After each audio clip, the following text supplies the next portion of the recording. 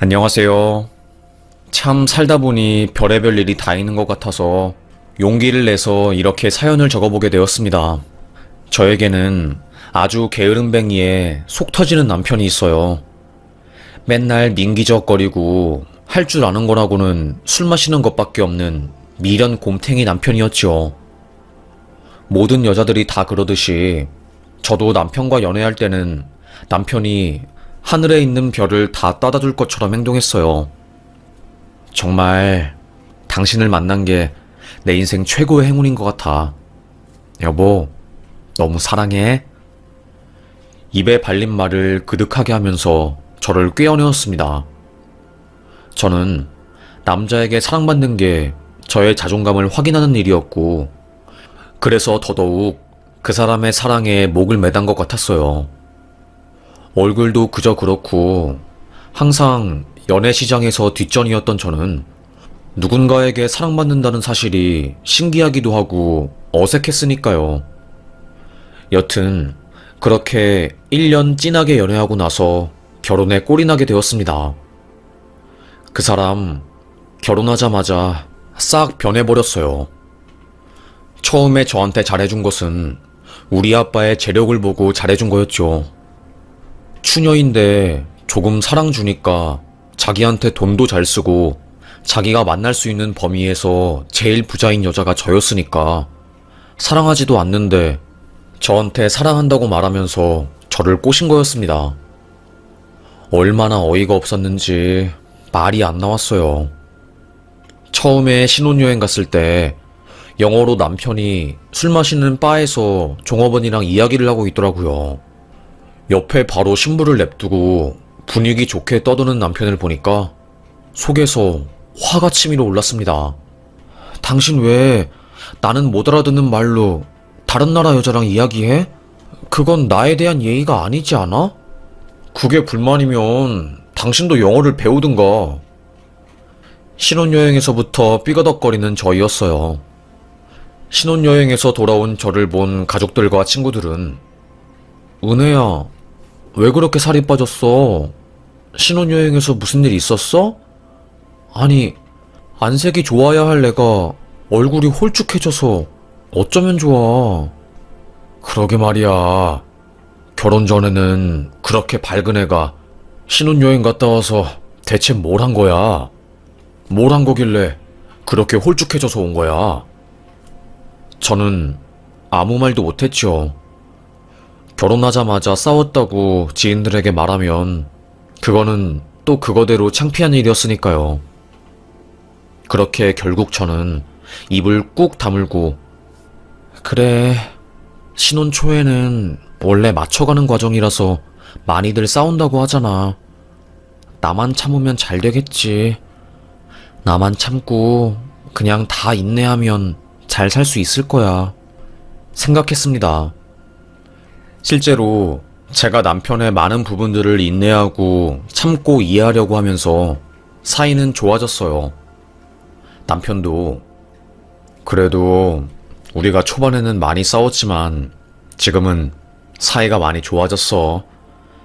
가만히 생각해보니까 내가 당신한테 무심했던 것도 있는 것 같아. 당신이랑 결혼했다고 안심해서 그런 건지 사랑도 많이 못 주고 못되게 군 부분들이 몇몇 부분 있는 것 같아. 그래, 당신이 그런 부분을 알았으면 나는 됐어. 이제부터라도 우리 사이좋게 지내자. 하루 이틀 같이 살 거 아니고 평생 같이 살 사이잖아. 안 그래? 알겠어, 여보. 나도 노력할게. 그렇게 남편과 저는 서로에 대한 오해를 풀고 사이좋게 3년 정도 지냈습니다. 그러다가 남편이 회사에서 잘리면서부터 상황은 180도 달라지게 되었죠. 당신, 나 어떡해?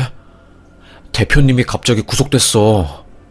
우리 회사 망할 것 같아. 에? 그게 무슨 소리야? 당신 회사 대표가 구속됐다고? 아니, 무슨 일로? 몰라. 여직원한테 범죄 저질렀나봐. 긴급 체포되어서 지난 주말 동안 유치장에 있었대. 그러다가 구속영장 내려와서 구속수사 받고 있고, 사람들 말로는 동영상 유포죄랑 다른 죄까지 해서 최소 징역 4년이라는데, 그래서 지금 회사 사람들도 벙쪄가지고 단톡 파서 서로 난리도 아니야. 대표님 없으면 회사가 안 돌아가는데 큰일 났어. 아니, 대체 이게 무슨 일이래? 그렇게 사람 좋아 보이던데 뒤에서는 더러운 짓거리하고, 회사에 딸린 식구들이 몇 명인데 그거 하나 책임지지 못하고 지 욕망 때문에 인생을 망쳐? 세상에.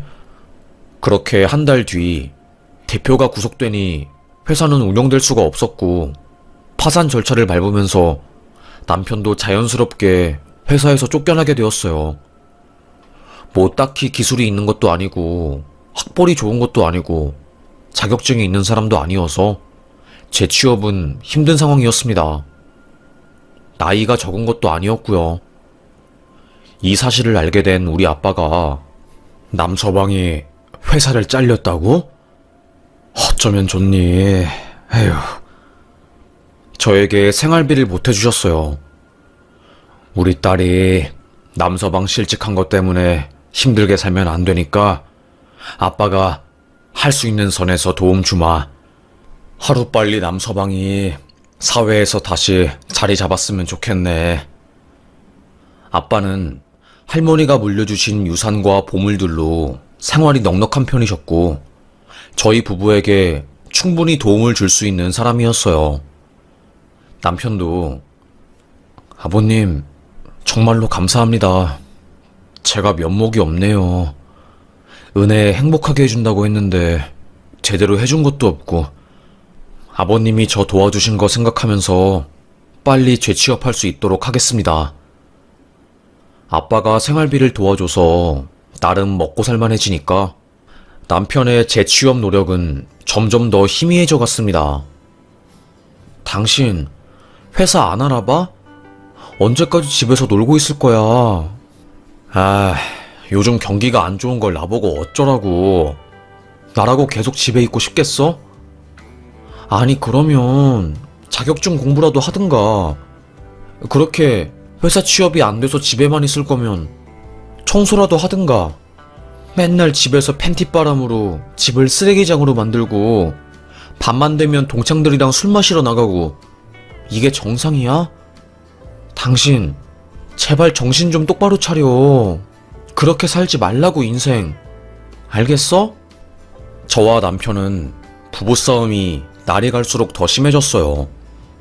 돈 한 푼도 벌어오지 않는 남편놈은 제 카드랑 우리 아빠가 준 생활비로 술집에 가서 술값 40만원씩 턱턱 긁고, 백수 주제에 동창들한테 잘나가는 척하고 싶다고 우리 아빠 벤츠차 끌고 가고 사고 내고 속 썩인 적이 한두 번이 아니었죠. 그러다가 아빠가 아프게 되면서 일은 더 커졌습니다. 아빠는 뇌출혈로 쓰러지셨어요. 10년 전에 뇌출혈로 쓰러지신 이후로 군대에서 일하시다가 전역을 하시고 연금 나오시는 거랑 할머니 유산으로 하시는 일 딱히 없이 넉넉하게 살고 있으셨거든요. 그런데 다시 한번 뇌출혈이 터지면서 아빠가 위급한 상황에 빠지게 된 거였습니다. 너무 놀란 저는 다니던 회사도 휴직을 하고 아빠의 곁을 지켰어요. 아빠, 우리 아빠 이렇게 돌아가시면 안 돼요. 한평생 자식 키운다고 고생만 했는데 이렇게 죽으시면 안 되죠. 억울해서 안 돼요. 정말로 의사 선생님도 놀랄 정도로 지극정성으로 저는 간호를 했어요. 죽 같은 것도 병원에서 나오는 거를 안 먹고 제가 직접 다 유기농 재료랑 효소랑 효모, 제주도에서 공수한 걸로 몸에 최대한 좋은 유익균이랑 건강학적으로 밸런스 맞는 음식을 준비해서 아빠한테 영양 공급을 할 수 있게 준비를 했고, 조금씩 건강이 좋아지셨어요. 그런데 남편놈은 아빠가 아픈데 눈코빼기 안 보이더라고요. 아빠 아프니까 아빠가 사는 집, 자동차 전부 자기 거가 된 것 마냥 보험 들고 아빠 외제차 2대를 굴리고 다녔고 저는 속이 터졌지요. 당신 뭐 하는 거야? 아빠가 쓰러졌는데 병원 한 번 안 와? 당신이 그러고도 사위야? 내가 미쳤지. 당신같이 무능하고 능력도 없고 성격도 안 좋은 사람을 남편으로 데리고 왔으니 속이 터진다 터져. 내가 어쩌자고 당신 같은 사람을 만난 거야? 남자로 태어나서 그렇게 찌질하게 살고 싶어? 아니 내가 뭘 어쨌다고. 아버님이 아프셔서 차가 그냥 놀고 있으니까 내가 그거 타고 다닌 거고, 요즘 병원에 사람들 병문안 많이 가면 그것도 실례라고 해서 몸살이고 있었던 건데, 엄마가 장인어른 아프시다고 해서 사골국도 푹 끓여가지고 준비하고 있다고 했어. 나도 다 생각이 있다고. 당신은 맨날 내가 뭐 하기 전에 나한테 소리를 치고 화를 내니까 내가 진짜로 짜증나서 뭘 못하겠어. 오히려 저에게 더 역정을 내는 남자였습니다. 저는 속으로 진짜 이 사람이랑 더는 못 살겠다. 내가 이혼을 하든 뭘 하든 어찌되었건 이놈이랑 떨어져서 살아야지. 아빠 몸 아픈 것만 좀 괜찮아지면 넌 나랑 끝이야. 마음을 먹었습니다. 그런데 의사도 조금씩 아빠 몸 상태가 좋아지고 있다고 했는데, 어느 순간 갑자기 제가 잠깐 병원에 나갔을 때 아빠 상태가 급격하게 안 좋아진 겁니다. 보호자님, 환자 상태가 안 좋아지셔서 바로 오셔야 할 것 같아요. 수술 후유증으로 폐에 물 찼다고 했는데 그게 몸에 염증 반응을 일으킨 것 같아요. 오전에 교대 간호사분이 상태 체크하러 갔는데 호흡이 일정하지가 않아서 지켜보다가 지금 중환자실로 옮겼거든요. 의사 선생님은 상황이 너무 안 좋다고 보호자분 빨리 불러야 할 것 같다고 말씀하셔서 이렇게 연락드려요. 심장이 쿵 했습니다. 바로 은행에서 저는 택시를 타고 병원을 갔고, 그곳에서 호흡기를 달고 겨우 숨을 쉬는 아빠를 보고 말았어요. 아니 선생님, 어제까지만 해도 상태가 좋았는데 오늘 갑자기 왜 이렇게 된 거예요? 몇 달 뒤에는 퇴원할 가능성도 있다고 하셨잖아요.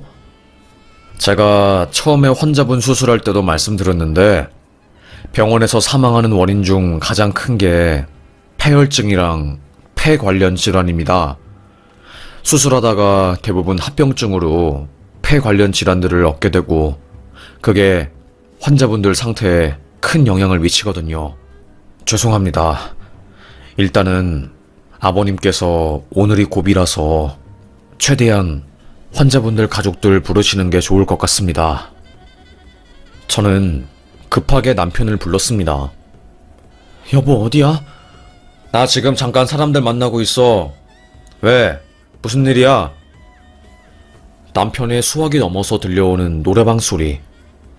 딱 봐도 여자 끼고 노는 듯해 보였습니다. 열불이 터졌지요. 지금 어디서 또 시시덕거리면서 놀고 있는 거야? 아빠 오늘이 고비래. 오늘 돌아가실 수도 있다고. 빨리 와. 영신병원 중환자실 앞에. 당장.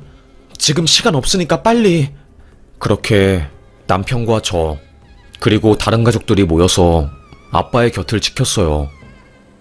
의사 선생님 말씀대로 아빠는 그날 밤을 넘기지 못하고 숨을 거두셨고, 상태가 좋아지다가 갑자기 이렇게 된 바람에 저는 크나큰 절망감을 느끼고 너무나도 슬픈 감정에 마음을 추스르지 못하고 쓰러졌습니다.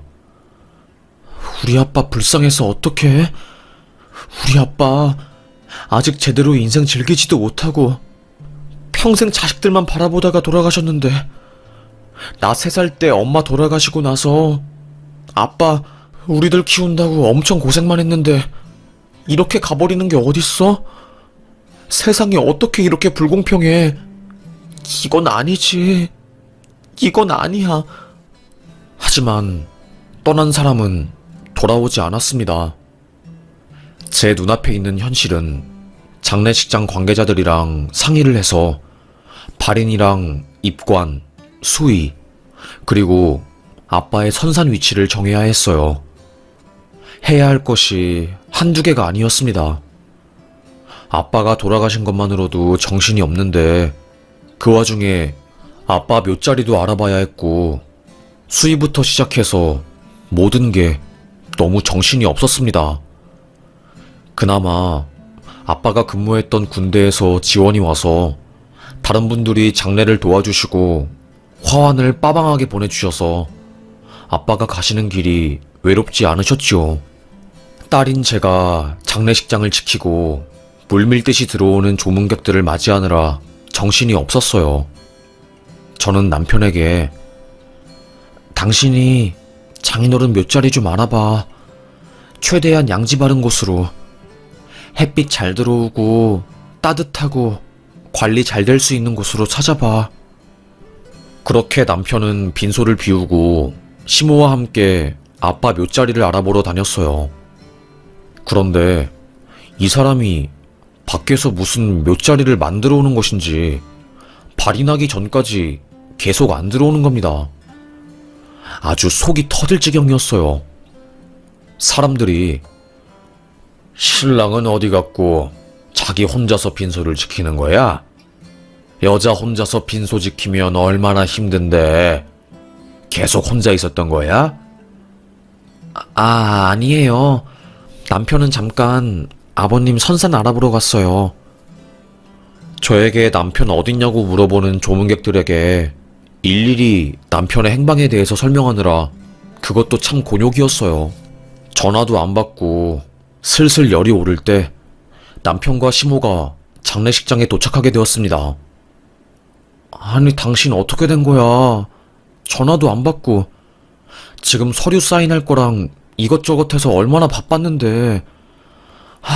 나 혼자 어떻게 빈소를 지키라고 이렇게 오랫동안 자리를 비운 거야. 아니, 선산이 한두 개도 아니고 최대한 좋은 자리 알아보느라 그랬지. 모란공원이라고 경기도 쪽에 자리 한 개 나온 게 있대. 그래서 거기로 예약했고 선수금 500만원 내고 왔어. 발인 끝나고 안치한 다음에 묘 올리는 방식은 따로 거기 사무실 가서 정하면 된대. 나도 나름대로 열심히 알아보느라 그런 거야. 제발 좀. 남편이 그리 말하니 저는 할 말이 없었어요.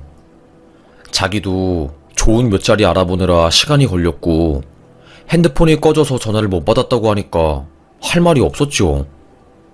일단 급한 대로 빨리 손님들을 최대한 정중하게 모시는 게 우선이었기 때문에 장례가 끝날 때까지 정말로 최선을 다했던 것 같아요. 장례가 끝나고 아빠의 영정사진을 들고 아빠가 그동안 많이 갔던 장소를 한 번씩 들르는 의식이 있었어요. 망자가 이승을 떠나기 전에 집이나 직장 등에서 마지막 인사를 하고 간다는 그런 의미라고 하더라고요. 저도 처음 장례를 진행해본 거라서 경황이 없었습니다. 아빠가 평소에 자주 가던 집 뒤에 있는 작은 언덕에 아빠 영정사진을 가지고 가서 마지막 인사를 했고 제일 마지막으로 아빠의 집에 들르게 되었어요. 그런데 우리 아빠는 군인 출신이라서 정리정돈을 매우 깔끔하게 하고 집안이 어지럽혀 있는 꼴을 못 보거든요. 아빠 영정사진을 들고 아빠의 집에 간 순간 깜짝 놀랐습니다. 집이 소위 개판이었어요. 도둑 든 집인가 싶을 정도로 장롱 안에 있는 물건들이 다 튀어나오고 억지로 정리하느라 옷가지들도 다 망가진 것을 알 수 있었죠. 물론 남이 보기에는 깨끗하게 잘 정돈된 집처럼 보일 수 있지만 군인 출신의 각을 제일 중요하게 여기시는 아빠의 관점에서 보았을 때는 아빠의 집은 아빠의 손길이 아닌 다른 누군가가 건든 흔적이 역력했습니다. 어찌되었건 저는 아빠의 영정사진을 들고 집에서 마지막 인사를 한 뒤 남편이 마련한 묘자리에 가서 아빠를 안치했어요. 그런데 막상 묘자리에 가보니 햇빛 좋은 양지 바른 곳은커녕 아빠가 안치될 곳 위에 버드나무가 있어서 땅에 보라색깔 열매가 가득 떨어지고 햇빛도 안 드는 곳이라 인기가 없고 아무도 원치 않는 그런 곳이었던 겁니다. 저는 화가 나서 당신 며칠 동안 연락도 안 되고 빈소 비워놓고서는 바쁜 척 하더니 결국 이딴 곳 알아본 거야? 장난해? 나랑 싸우자는 거지? 아니 왜 그래? 이게 최선이었다고. 진짜라고. 우리 집에서 멀지 않은 곳에 갑자기 안치될 곳 알아보는 게 얼마나 힘든데 이거 가지고 난리치는 거야 대체 왜? 나도 노력할 만큼 하고 있다고. 저는 어이가 없었습니다. 거기 있는 사무실에 가서 아니 버드나무 아래에 있는 땅을 주시면 어떻게 해요? 지금 장난하는 거예요? 거기에 묫자리 만들면 열매 떨어져서 아빠 묫자리가 보라색으로 물들 게 뻔한데. 아니 남편분께서 제일 싼 곳으로 달라고 해서 그래서 저희는 그 전에 버드나무 있는 것도 말씀 다 드렸어요. 원하시면 남쪽 방향으로 양지 드릴 수는 있죠. 가격이 비싸서 그렇지. 가격 상관없이 햇빛 드는 곳으로 주세요. 아니 누가 자기 부모님을 음지, 그늘 가득한 곳에 모십니까 상식적으로. 저는 화가 나서 소리를 빽 지르고 아빠 시신 안치되기 10분 전에 묫자리를 바꿔서 최종적으로 안치를 했어요. 발인까지 따라온 친구들은 너 괜찮아? 네 남편도 정말 너무하다. 어떻게 장인어른 마지막 가는 길인데 이렇게 성의 없이 알아보니? 아무리 갑작스러운 죽음이라고 해도 그렇지 이건 아니지.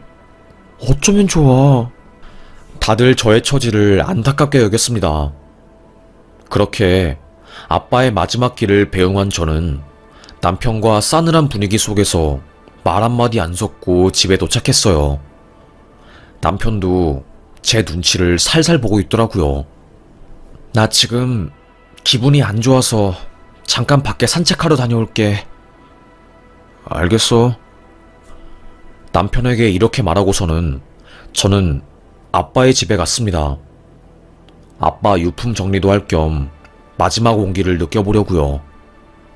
아빠 집에 가서 자세히 살펴본 순간 저는 알 수 있었어요. 아빠의 집에 누군가 들어와서 아빠가 할머니한테 물려받은 귀중품들을 싹 다 가지고 왔다는 것을요. 아빠는 항상 은혜야, 전쟁 나거나 아빠한테 무슨 일 있으면 여기 장롱 안에 있는 명주실 속에 금반지랑 귀금속들 챙겨라. 알겠니? 아 진짜 아빠는 왜 무섭게 그런 말을 해. 그러지마 아빠.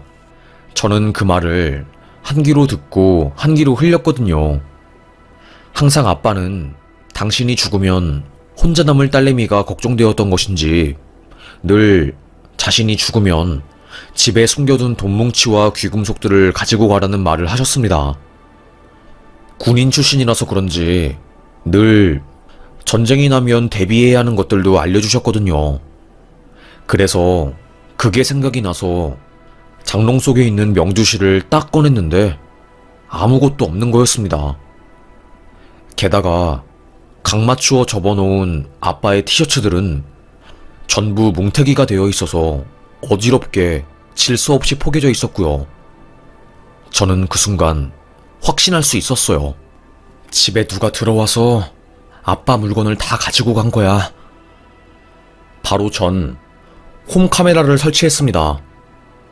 예전에 자취할 때 강아지가 집에서 혼자 뭐 하는지 보기 위해서 설치했던 카메라를 찾아서 아빠의 집에 설치를 했고 저는 경찰에 신고했어요. 귀금속이 없어졌다고 하니까 경찰들도 바로 과학수사대를 불러서 지문 채취를 해가더라고요. 그리고 아파트 CCTV를 돌려봤고요. 수사 결과는 며칠 걸린다고 하길래 저는 조용히 검사 결과를 기다렸습니다.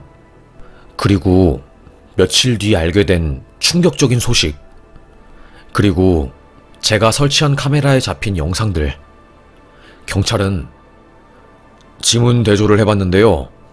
사위님이 장롱 손잡이랑 커튼, 그리고 명주실을 만진 걸로 나왔습니다. 아파트 CCTV에서도 사이본으로 추정되는 남자랑 노년의 여자분이 들어갔다가 나오셨고요. CCTV를 확인한 저는 그 여자를 보자마자 소리를 질렀습니다. 시어머니도 한패였구나. 그리고 제가 설치한 홈카메라에서도 남편이 죽은 아빠의 집에 다시 와서 외제차 차키를 두고 간 모습이 찍혔어요. 알고 보니 장례식이 진행되고 있을 때 땅을 알아본다고 하면서 우리 아빠 집에 와서 남편과 시모가 귀금속들을 싹 다 가지고 간 거였습니다. 어차피 죽은 사람 거니까 우리가 가지자고 하면서요. 와, 소름이 쫙 끼치더라고요.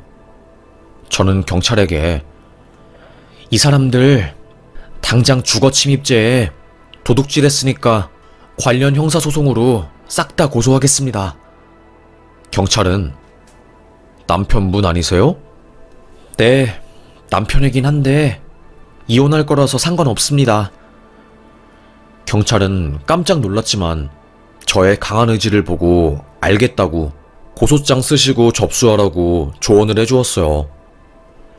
저는 로스쿨 6기 출신 변호사인 제 친구에게 전화를 걸어서 도움을 요청했고, 고소장은 최대한 간결하게 쓰라는 친구의 조언에 따라 알겠다고 고맙다고 말을 한 뒤 고소장을 썼습니다.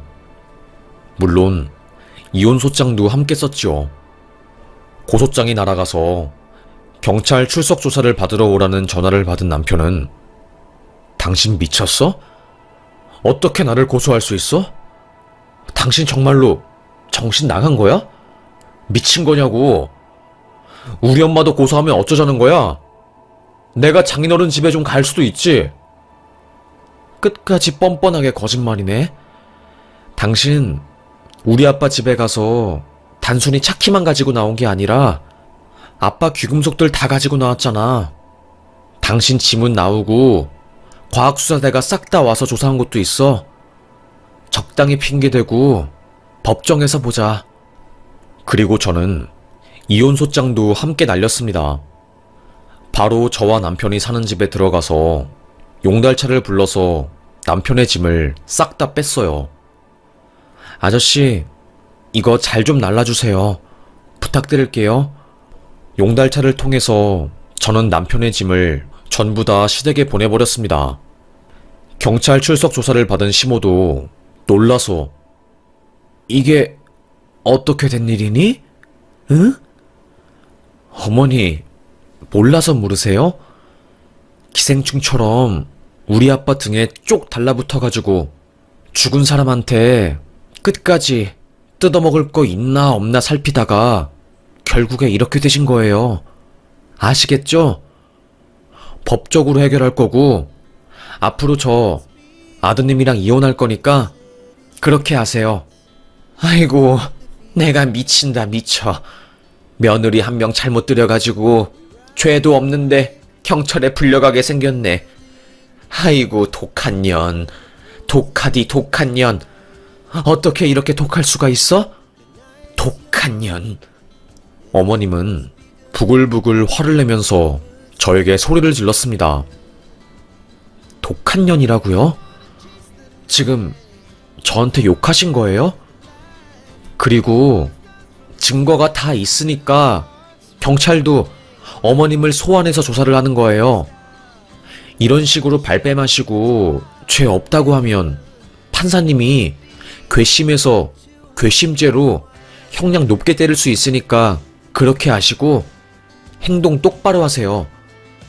끝까지 우리 아빠에 대한 예의는 없이 죽은 아빠 집에 가서 집털이나 한 모자 주제에 주제 파악하고 사세요. 저는 시댁에 막말을 퍼붓고 전화를 탁 끊었습니다.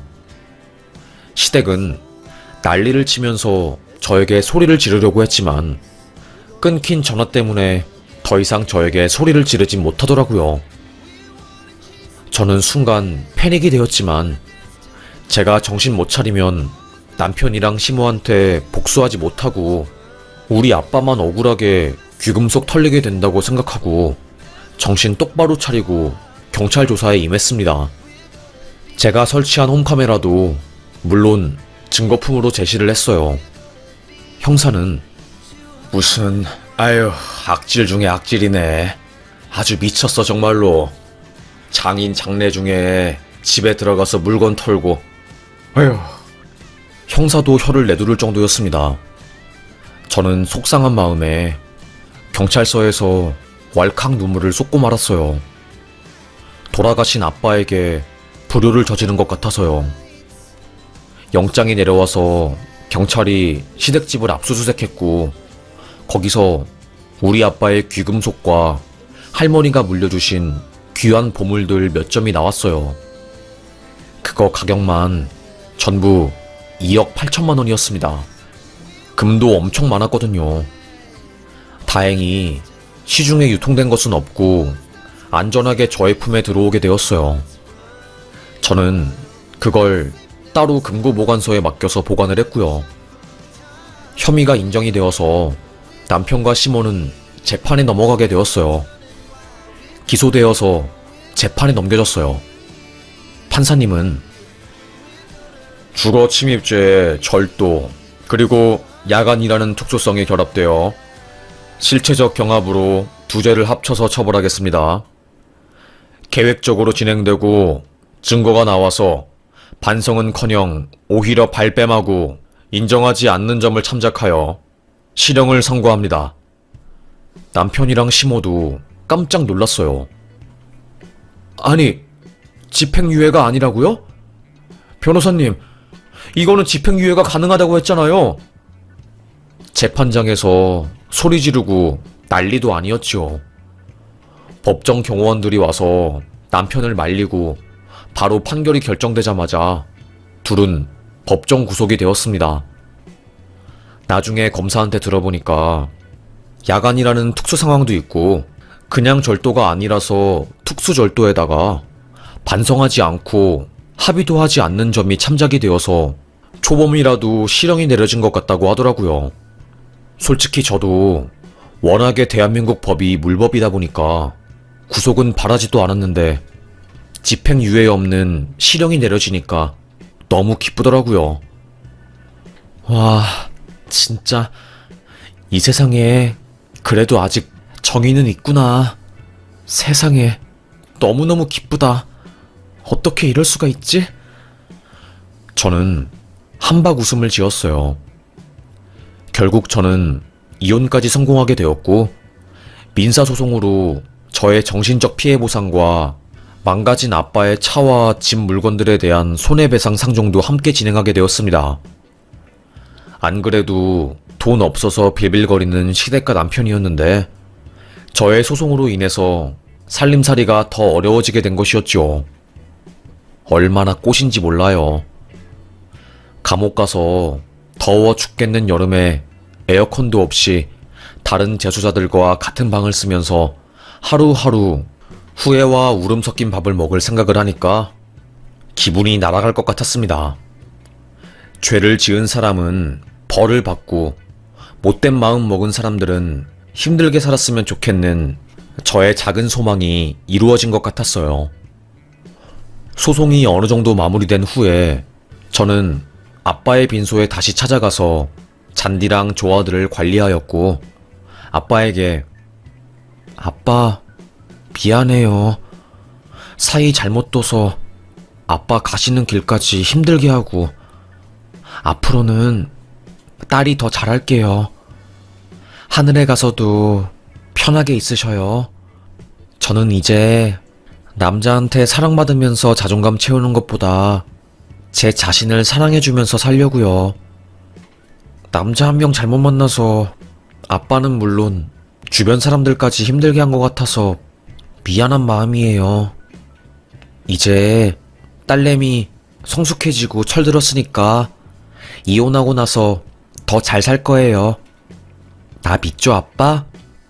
그날 밤 아빠는 저의 꿈에 나와서 한박 웃음을 지으면서 우리 딸 잘했다고 칭찬을 해주었어요. 아빠도 속으로는 아신 모양이에요. 남서방이 그리 좋은 사람이 아니란 것을요. 그저 딸내미가 좋다고 하니까 생활비 지원도 해줬는데 결국에 이런 일이 벌어지니 하늘에서 꽤나 속이 상하셨나봐요. 꿈에서까지 나온 걸 보니까요. 에휴, 어쨌든 저는 그놈과 이혼하고 지금은 형사소송 끝나고 민사소송 진행 중이랍니다. 남편과 시모의 사건은 주변에 다 소문이 났어요. 아마 남편놈은 출소해서도 제대로 된 직장을 가지지 못할 것 같아요. 그도 그럴 것이 징역형이 떨어졌으니 어떤 곳에서 남편을 받아주겠어요. 시모도 동네에 소문이 다 나서 아마 얼굴도 못 들고 다닐 거예요. 집에 압수수색이 들어왔으니 옆집에서 보고 깜짝 놀라서 시모의 동네 아줌마들 모임에 다 소문을 냈나봐요. 아주 잘된 꼴이지요. 제 친구들도 야 은혜야 잘됐다. 네 남편 능력도 쥐뿔 없으면서 장인 능력 믿고 맨날 외제차 타면서 술 마시더니 결국에 인생 구렁텅이로 빠졌네. 그러게 착한 아내 만났으면 그런 줄 알고 알아서 잘 모시면서 살지. 결국에 지 무덤을 지가 판 꼴이 됐네. 아주 잘됐다 잘됐어 하면서 친구들은 하하하 웃으면서 즐겼네요. 저도 그러게 말이다. 남자한테 받는 사랑이 뭐라고. 내가 콩깍지가 씌어서 쥐뿔도 없는 놈 만나서 평생 고통받을 뻔했네. 에휴, 진짜 잘됐다 잘됐어. 그렇게 저는 이혼했고 지금은 저의 일을 하면서 잘 살고 있습니다. 전 남편이랑은 다시는 연락하기 싫어서 지금 전화번호도 바꾸고 이사간 상황이에요. 결혼 한번 잘못했다가 아주 몇 년 고생 많이 했네요.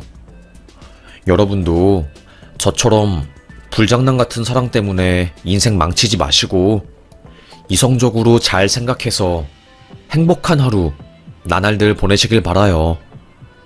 현명한 선택해서 행복한 삶 사시길 바라겠습니다. 저의 이야기도 참고하시면서 결혼할 때 선택 잘하세요. 좋은 남자라면 결혼하는 거 적극적으로 권장하겠지만 그렇지 않다면 말리겠습니다. 저는 다시 태어나면 결혼할 거냐고 누가 물어보면 안 하는 게 나을 것 같다고 말하네요. 그럼 저의 이야기 들어주셔서 감사합니다. 오늘 날도 더운데 여러분 더위 먹지 마시고 행복하셔요. 여기서 마무리하겠습니다. 감사합니다.